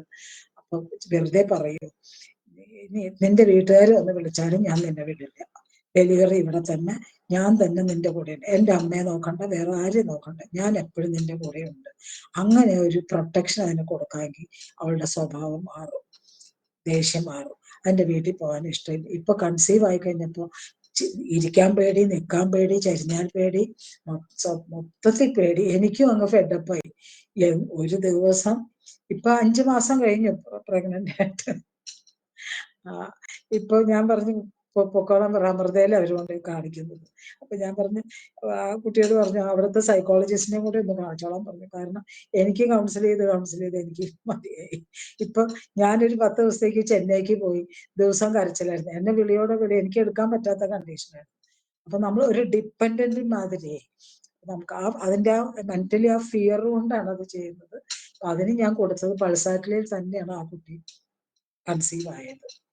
ആ പൾസാറ്റിലും സ്റ്റാഫിസാഗ്രിയ, യൂഫ്രേഷ്യ, പിന്നെ നമ്മൾ സ്ഥിരമായിട്ട് ഞാൻ ഈ ഓവലേഷൻ ഉണ്ടാവാനായിട്ട് ലെസിത്തിൻ, ഒലിയം ജാക്ക്, ഓവ ടെസ്റ്റ്, പിന്നെ ഓവറി 3X ഇതൊക്കെയാണ് ഞാൻ കൊടുക്കാറുള്ളത്. ഇതൊക്കെ കൊടുത്തതെന്ന് വെച്ചാൽ 1 വർഷമല്ല, 1.5 വർഷമായില്ലേ. ഇത്രയും കേസിച്ചായി 1.5 വർഷമായി. അപ്പൊ ഇത്രയും കൊടുത്തു കഴിഞ്ഞപ്പോൾ ഇത് കൺസീവായി. 5 മാസം പ്രഗ്നന്റ് ആയി. യൂഫ്രേഷ്യ എന്തായിരിക്കും? യൂഫ്രേഷ്യക്ക് 1 അവർ മെൻസസ് എന്നാണ്. ഓ, ഓക്കെ. 1 അവർ. സ്കാൻറ്റി മെൻസസ് അല്ലായിരുന്നു. ഏജ് ആയി എന്നാലും സ്കാൻറ്റി മെൻസസ് അല്ല. അപ്പൊ അതുകൊണ്ടാണ് യൂഫ്രേഷ്യ. അതെനിക്ക് രമ പറഞ്ഞു തന്നത്. ഞാനങ്ങനെ ഒരു സിംറ്റം അതിലുണ്ടെങ്കിലും രമ പറയും യൂഫ്രേഷ്യ കൊടുത്താൽ ബെറ്റർ ആണ്. പക്ഷെ എനിക്ക് ആ കേസിൽ യൂഫ്രേഷ്യ കൊടുത്തിട്ട് ബെറ്ററായി. പിന്നെ ഞാൻ കൊടുക്കാൻ, നമ്മളെപ്പോഴും ഇങ്ങനത്തെ കേസിൽ നമ്മൾ പീരീഡിന്റെ ബ്ലീഡിങ് നിന്ന് കഴിയുമ്പോഴത്തേക്കും പിന്നെ ആ ബ്ലീഡിങ് നിൽക്കുന്ന ദിവസം ഒരു ഡോസ് തൈറോയിഡിനും പിന്നെ ഒരു ഡോസ് നാട്രമോറും ഒരു ഡോസ് പിറ്റ്യൂട്ടറിയും കൊടുക്കും. അപ്പൊ നമുക്ക് ആ പിറ്റ്യൂട്ടറി ഓവറിയൻ ആക്സിസ് അത് കറക്റ്റ് ചെയ്യാൻ പറ്റും. അതും എനിക്ക് രമയുടെ കോൺട്രിബ്യൂഷനാണ്. രമ പറഞ്ഞിട്ട് ഞാനിപ്പോ എല്ലാം മിക്ക കേസിലും ഇറഗുലർ മെൻസസ് ഇങ്ങനെയുള്ള കേസുകളിൽ അങ്ങനെ കൊടുക്കാറുണ്ട്. ഇത് ഒത്തിരി സക്സസ് ആയി. 40 വയസ്സായില്ല അവർക്ക്. ഞാനും ഭയങ്കര സന്തോഷം. ഇനി അതൊന്ന് കംപ്ലീറ്റ് ആക്കി കിട്ടണേ എന്നുള്ള പ്രാർത്ഥന ഞാനും പ്രാർത്ഥിക്കുക. അപ്പൊ ആ കുട്ടി എന്തായാലും ചുമ്മാതെ ഞാൻ പറയും, ആ ഭാര്യ വരുമ്പോ ഞാൻ പറയും, മോളെ നിന്നെ എന്തൊരു സ്നേഹ. അവൻ പറയുന്നത് എനിക്ക് മടുത്തെന്നാ പറയും. ഞാൻ പറയും നിന്നോട് എന്തൊരു സ്നേഹമാണ്, നീ അവന്റെ ജോലിയുടെ തിരക്കൊന്നും മനസ്സിലാക്കണ്ടേ, നീ അഡ്ജസ്റ്റ് ചെയ്യാതെ വേറെ ആരും അഡ്ജസ്റ്റ് ചെയ്യും. അതുപോലെ തന്നെ തിരിച്ചപ്പുറത്തും പറയും.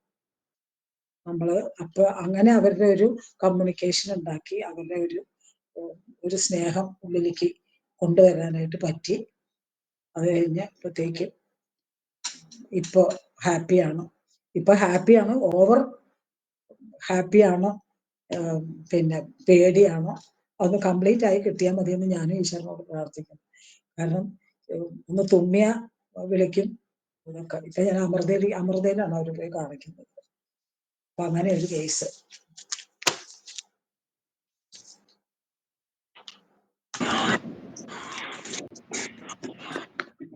AMH കൂടാനായിട്ട് നമുക്ക് ഈ ഒലിയം ജാക്കും ഓവറി കുറുക്കും ജിഞ്ചറും വളരെ നല്ലതാണ്. അപ്പൊ ഈ കുട്ടി ഇതിനൊക്കെ ഞാൻ അവർക്ക് കൊടുത്തിട്ടുണ്ട് AMH കൂടാനായിട്ട്.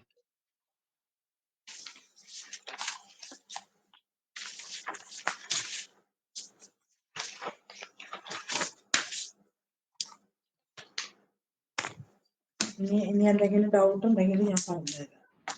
എനിക്കറിയാവുന്നത് പറഞ്ഞുതരാം. എന്റെ പേര് ഹരിപ്രിയ. യൂഷ്വലി ഇപ്പൊ മെന്റൽ സിംറ്റംസ് ഒക്കെ വെച്ചിട്ട് നമ്മൾ ആ കോൺസ്റ്റിറ്റ്യൂഷൻ നമ്മൾ കണ്ടുപിടിക്കില്ലേ? അപ്പൊ കോൺസ്റ്റിറ്റ്യൂഷൻ വൈസ് നമ്മൾ കൊടുക്കുമ്പോഴത്തേക്ക് ഹയർ പൊട്ടൻസി കൊടുക്കുന്ന ആയിരിക്കും ബെറ്റർ ആയിട്ട് വരിക.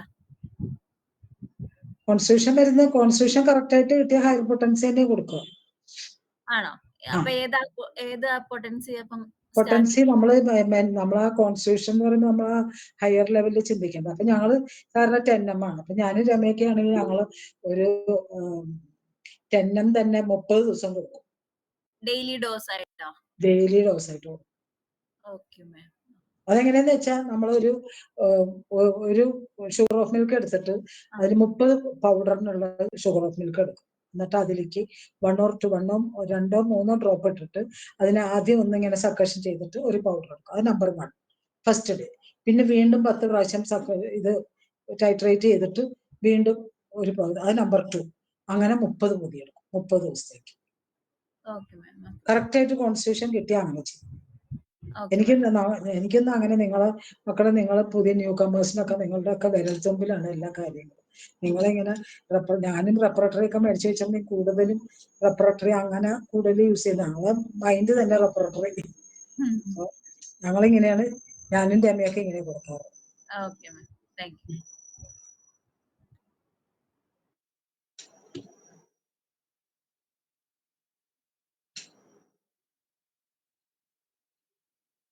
വേറെന്തെങ്കിലും ഹലോ മാം,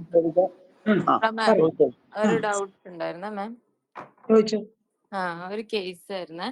അതില് ചോദിക്കുന്ന വീഡിയോ ഓൺ ചെയ്തിട്ട് ചോദിക്കൂ, ഞങ്ങൾ മുഖം ഒന്ന് കാണട്ടെ. Hello ma'am, good evening. 23 year ഉള്ള ഒരു ഫീമെയിൽ, 32 ഇയർ ഉള്ള മെയില്. അപ്പം ഇവര് 3 years ആയി മാരേജ് കഴിഞ്ഞിട്ട്. അപ്പം 6 months മുതൽ ഇവര് ട്രീറ്റ്മെന്റ് സ്റ്റാർട്ട് ചെയ്തിട്ടുണ്ട് അലോപ്പതി. ഈ കുട്ടിക്ക് എത്രയോ മുന്നേ പീരീഡ്സ്, ഒരു 17 yearsലൊക്കെ പീരീഡ്സ് തെറ്റിയിട്ടുള്ള കുട്ടിയാണ്.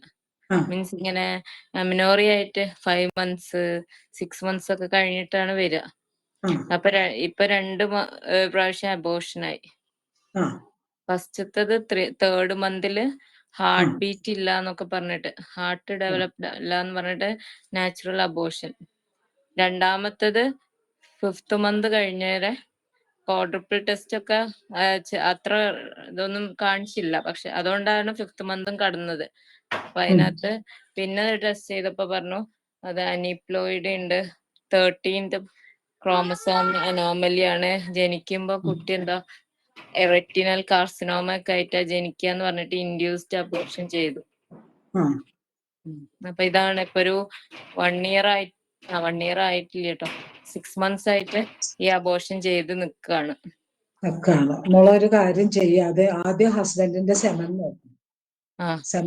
സെമൻ നോക്കുന്നത് എങ്ങനെയാന്ന് വെച്ചാൽ ഞാൻ സാധാരണ സെമൻ അനാലിസിസ് ചെയ്യുന്നത് ഈ IVF സെന്ററിൽ വിട്ടിട്ടാണ്. കാരണം അവിടെ ആണെങ്കിൽ മോർഫോളജി കറക്റ്റ് ആയിട്ട് അറിയണം, മോർഫോളജിക്കലി നോർമൽ. Okay ma'am. അപ്പൊ അത് ചെയ്യിക്കണം. പിന്നെ ടോർച്ച് രണ്ടുപേരും ടോർച്ച് ടെസ്റ്റ് ചെയ്യിക്കണം. ഓക്കെ. ടോർച്ച് ടെസ്റ്റ് ചെയ്തിട്ട് അതിൽ എന്തൊക്കെ ഉണ്ടെന്ന് നോക്കിയിട്ട് അതിനനുസരിച്ചിട്ട് മരുന്ന് കൊടുക്കും. മിക്കവാറും ഹസ്ബൻഡിന്റെ സെമനില് നോർമൽ സ്പേം ഉണ്ടാവില്ല, ഒരു അബ്നോർമൽ സ്പേം ആയിരിക്കും ഉണ്ടാവുക. Okay ma'am. അവര് ആ അബോർഷൻ ഇൻഡ്യൂസ് ചെയ്യുന്നതിന് മുമ്പേ നമുക്ക് കിട്ടിയിരുന്നെങ്കിൽ നമുക്ക് സിഫിലിനം കൊടുത്ത് അത് കറക്റ്റ് ചെയ്യായിരുന്നു. ഓക്കെ. മാമിന് റെഫർ ചെയ്യട്ടെ? അല്ല മോളൊന്ന് ചെയ്യുമോളെ. മോളെവിടെയാ? ഞാന് കോഴിക്കോട്. എനിക്ക് എൻ്റെ അടുത്ത് നമ്മുടെ ഒരു ഹോമിയോ ഡോക്ടറിന്റെ ബ്രദറിന്റെ ഒരു കുട്ടി തന്നെ ഇത് പറഞ്ഞത്. അവരാദ്യം ഒരു ഹോസ്പിറ്റലിൽ കാണിച്ചു. അപ്പൊ പറഞ്ഞു 4 മാസമായി, കുട്ടി അബ്നോർമലാണ്, ഇൻഡ്യൂസ് അബോർഷൻ ചെയ്യണമെന്ന് പറഞ്ഞു. അവര് ചെയ്തില്ല. അവര് പിന്നെ ആ റിപ്പോർട്ടും കൊണ്ട് വേറെ അടുത്ത ഹോസ്പിറ്റലിൽ പോയി. അവിടെ ചെന്നപ്പോ അവരും പറഞ്ഞു. ഇപ്പൊ ഞാൻ പറഞ്ഞ രാജഗിരി, അമൃത, ലിറ്റിൽ ഫ്ലവർ, ഇങ്ങനെ എല്ലാ ഹോസ്പിറ്റലിലും പോയി. അപ്പൊ ഈ ഓരോ പോകുന്നിടത്തും സ്കാൻ ചെയ്യുമ്പോഴത്തേക്കും ഈ റിപ്പോർട്ടും കൊണ്ടാണ് പോകുന്നത്. ആ റിപ്പോർട്ടും കൊണ്ട് പോയിട്ടാ ചെയ്യുന്നത്. അപ്പൊ എൻ്റെ അടുക്ക ഇത് അപ്പൊ അവളുടെ ഒരു ഹോമിയോ ഡോക്ടറിന്റെ ബ്രദറിന്റെ കുട്ടിയാണ്. അപ്പൊ ആ ഡോക്ടർ എന്നെ വിളിച്ചു ചോദിച്ചു, ഡോക്ടറെ നമുക്ക് വല്ലതും ചെയ്യാൻ പറ്റും?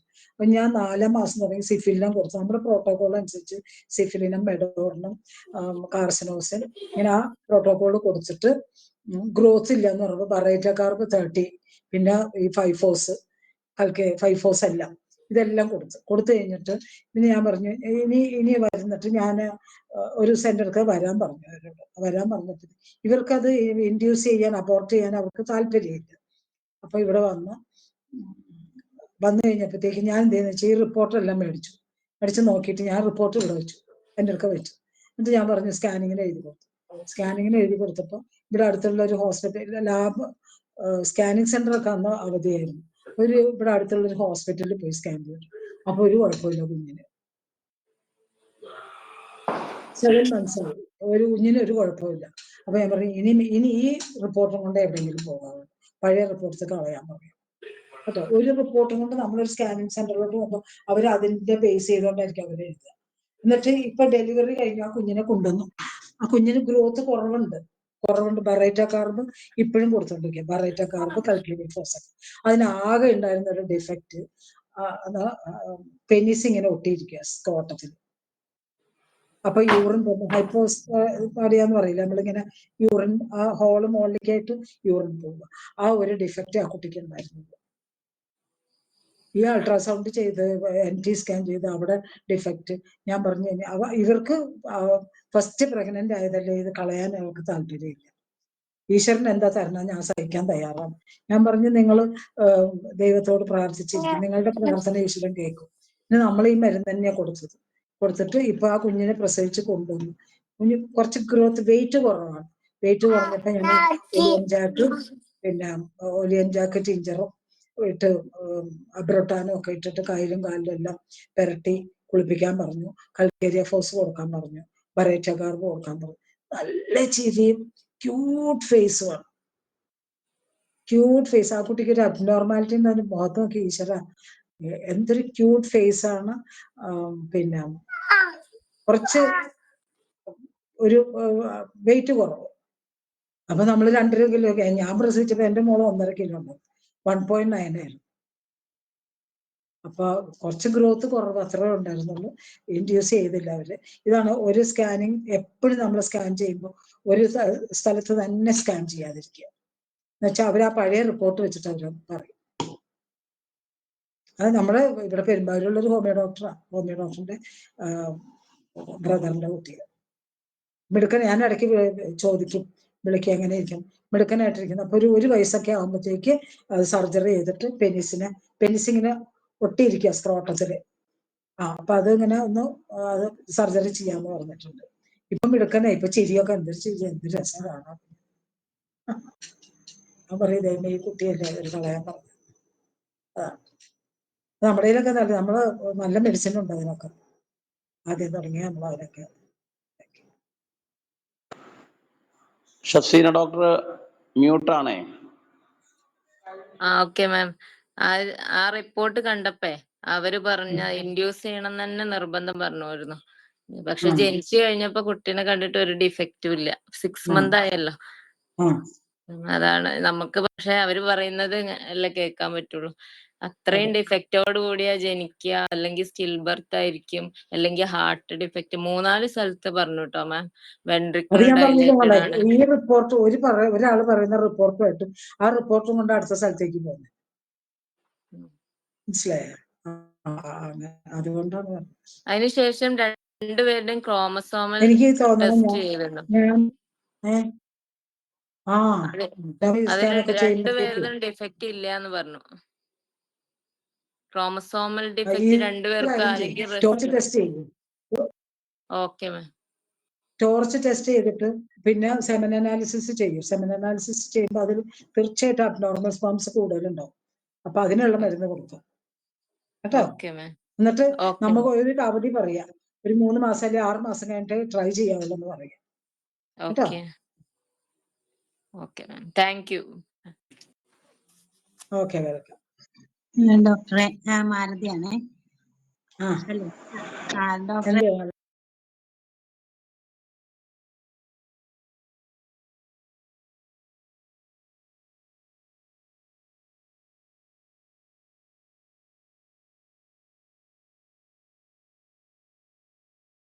അയാൾക്ക് പേടിയാന്ന് നിർത്താൻ. ഇതുവരെ ആയിട്ടില്ല. നമുക്ക് മാലതി ഈ കേസാണ് എനിക്ക് വോയിസ് ആയിട്ട് ഇട്ടിരുന്നോ? ഒരു തവണ ചോദിച്ചായിരുന്നു ഞാൻ. ഒരു തവണ അതിന് കുഴപ്പമൊന്നുമില്ല മോളെ. അപ്പൊ അങ്ങനത്തെ കേസിൽ നമ്മള് ബ്യൂഫോ കൊടുക്കണം ആ പേഷ്യന്റിന്. അവര് നിർത്തിക്കോളാൻ പറയാൻ. അയാൾക്ക് പേടി. അയാൾ പറഞ്ഞാൽ എനിക്ക് ജോലി ചെയ്യാൻ പറ്റില്ല. ബ്യൂഫോ കൊടുക്കണം കേട്ടോ. സെമൻ അനാലിസിസ് പറഞ്ഞിട്ട് ഒന്നും പോവില്ല. അയാൾക്ക് പേടി. മെഡിസിൻ നിർത്താൻ പറഞ്ഞെങ്കിലോ എന്ന് പറഞ്ഞു. സെമൻ അനാലിസിസ് എപ്പോഴും നമ്മളെ ഒരു IVF സെന്ററിൽ ചെയ്യണം. അവിടെ ചെയ്തെങ്കിൽ മാത്രമേ മോർഫോളജി അറിയാൻ പറ്റുള്ളൂ. പിന്നെ 100 മില്യൺ 300 മില്യൺ എന്നൊക്കെ പറഞ്ഞു തരും, പക്ഷെ നോർമൽ സ്പേം ഒന്നും ഉണ്ടാവില്ല. Okay, thank you doctor.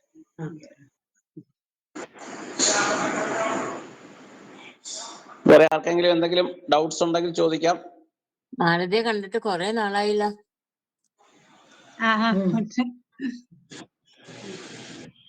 ശരിയാണ്. എന്തായാലും ഇങ്ങനെ ഒരു ക്ലാസ് എടുക്കാൻ, ഇങ്ങനെ ഷെയർ ചെയ്യാൻ ഒരു അവസരം തന്ന അശോകൻ ഡോക്ടറിനോട് ഒന്നും കൂടെ നന്ദി പറയുക. അതും ഹനുമാൻ ബർത്ത്ഡേയോട് അനുബന്ധിച്ചായതുകൊണ്ട് നമ്മുടെ ആചാര്യനെ ഓർത്തുകൊണ്ട് തന്നെ നന്ദി പറയുക. ശാന്ത മാഡത്തിന് ഞാൻ പ്രത്യേകം നന്ദി പറയുകയാണ്. നമ്മള് സക്സസ് ഹോമിയോപ്പതി അക്കാഡമി നമ്മളൊരു വാട്സപ്പ് ഗ്രൂപ്പായിട്ടാണ് തുടങ്ങിയതെങ്കിലും ഇപ്പോൾ ഒരു അക്കാഡമി ആയിട്ട് രജിസ്റ്റർ ചെയ്യുകയാണ്. ഹനുമാൻസ് ഡേ നമ്മൾ കുറച്ച് ദിവസമായിട്ട് ആഘോഷിച്ചുകൊണ്ടിരിക്കുന്നു. നാളെ തിരുവനന്തപുരത്ത് നഗര ഹൃദയത്തിൽ തന്നെ, അതായത് Pattom saint Mary's higher secondary സ്കൂളിൽ വെച്ച് നമ്മളൊരു മെഗാ മെഡിക്കൽ ക്യാമ്പ് നടത്തുകയാണ്. Vattiyoorkavu MLA Shri advocate VK പ്രശാന്താണ് ക്യാമ്പ് ഉദ്ഘാടനം ചെയ്യുന്നത്. അതോടൊപ്പം 1 വർഷം നീണ്ടു നിൽക്കുന്ന ഒരു ബോധവൽക്കരണ പരിപാടി നമ്മൾ നാളെ ഉദ്ഘാടനം ചെയ്യുകയാണ്. അതായത് സ്കൂൾ കുട്ടികൾക്ക് പ്രധാനമായിട്ടും മയക്കുമരുന്നിനെതിരെയാണ്, എങ്കിലും പരീക്ഷാ പേടിയും അതുപോലെ ഈ സെക്ഷൽ ഹൈജീൻ, അഡോളസന്റ് ഹെൽത്തുമായിട്ടൊക്കെ ബന്ധപ്പെട്ട ഒരു ബോധവൽക്കരണ പരിപാടി. വളരെ നല്ലതാണ് ഡോക്ടറെ. കാരണം ഇന്നത്തെ ടീനേജ് കുട്ടികൾക്ക് ഉണ്ടാകുന്ന പ്രോബ്ലംസ് ഓരോരോ കുട്ടികളെ